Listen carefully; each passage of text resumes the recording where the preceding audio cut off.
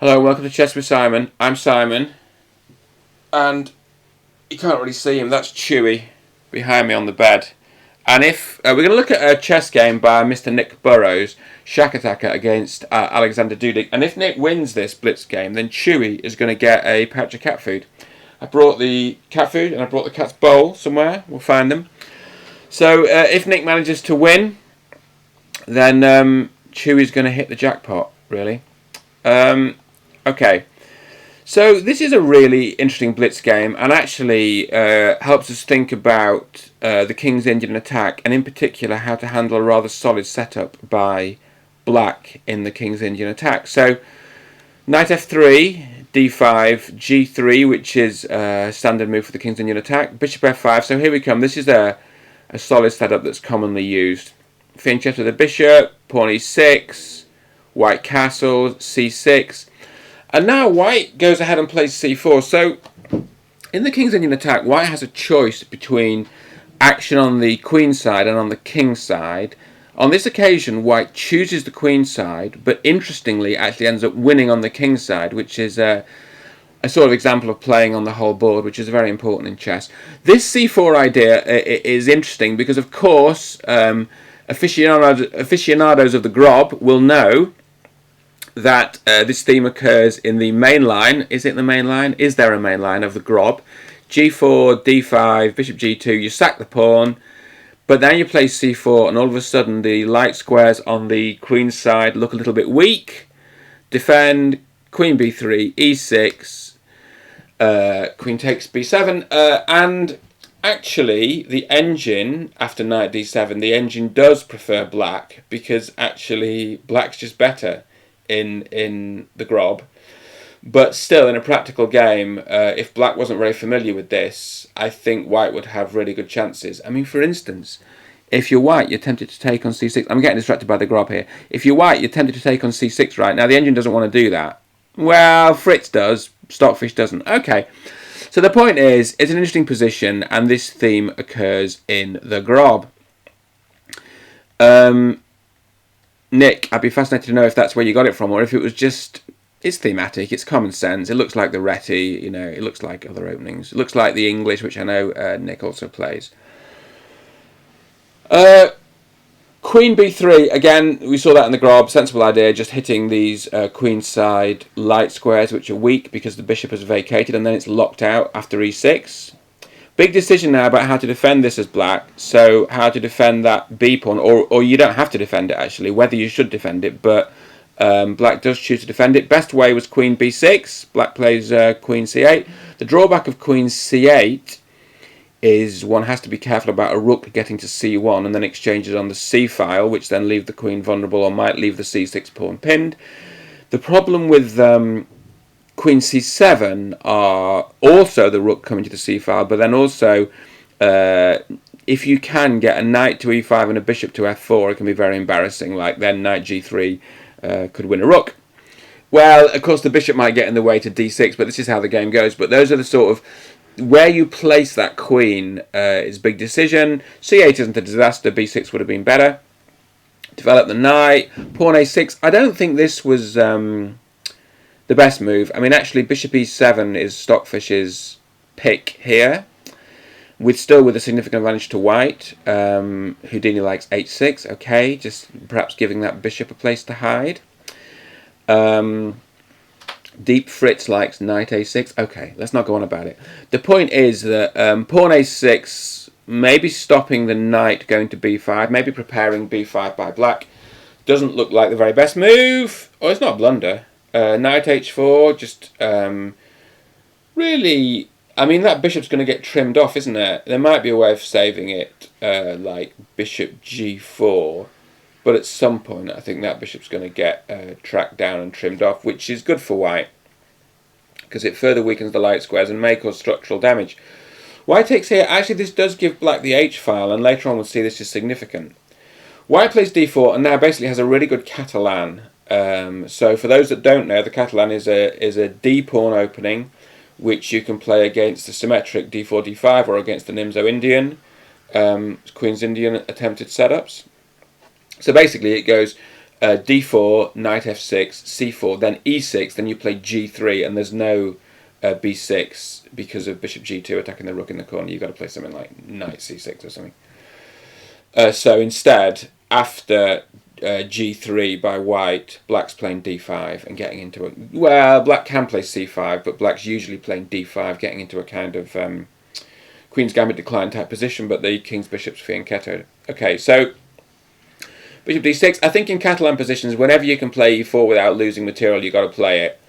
Actually, the engine preferred something else here, but I think Nick's playing thematically. The engine would have wanted to take on d5. Let's not get too bogged down in that, but I would also note that the queen's vulnerable position on the c file might be related to that.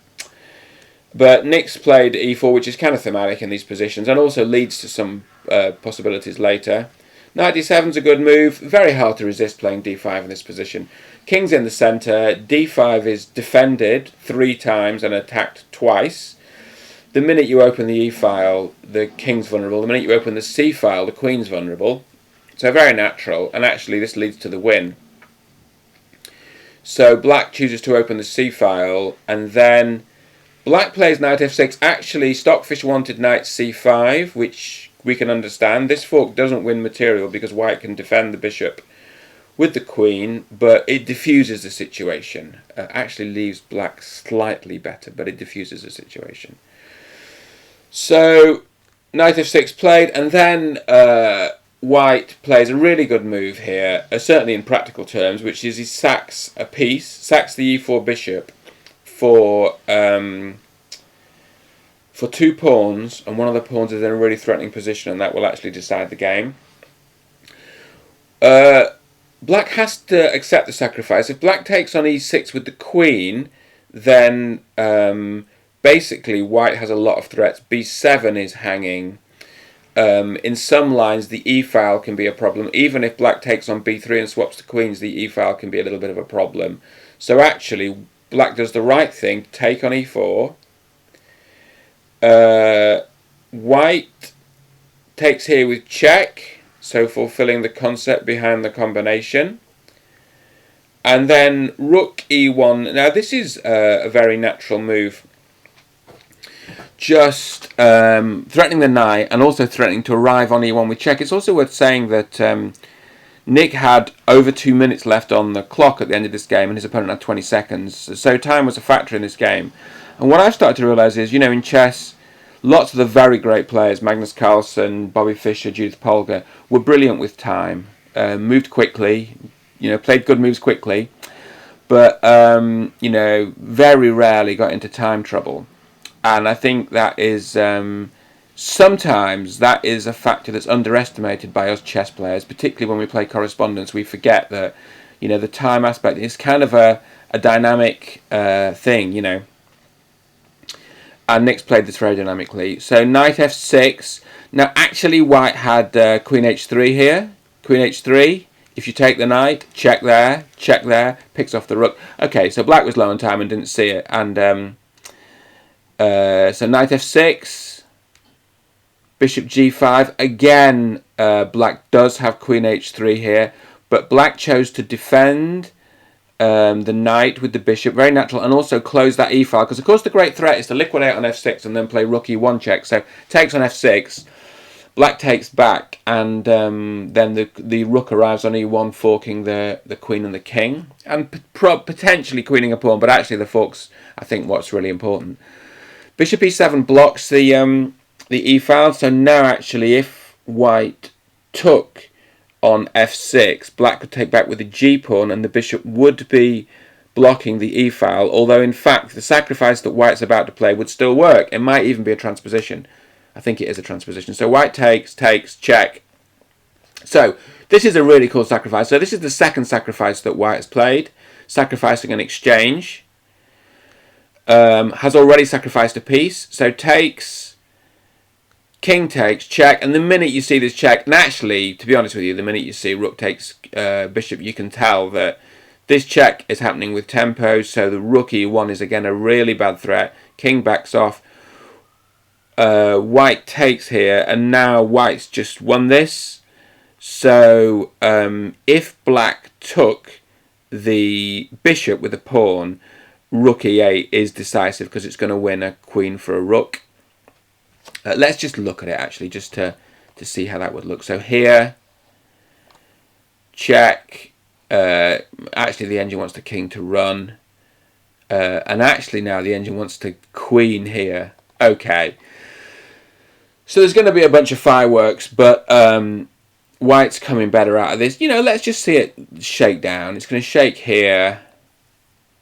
Rook's going to take here, and then you've got to check at the end. So actually, on material, 2 rooks is worth a pawn more than a queen, but white has 2 extra pawns and a positional advantage. Nice safe king. White's got a lot of checks.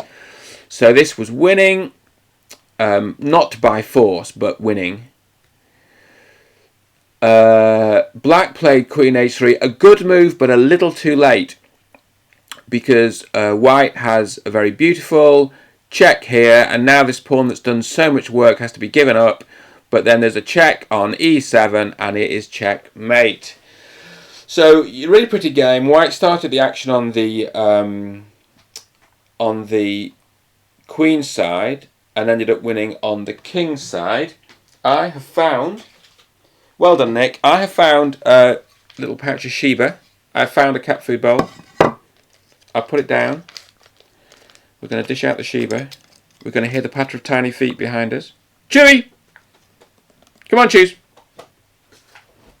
Here comes the dog.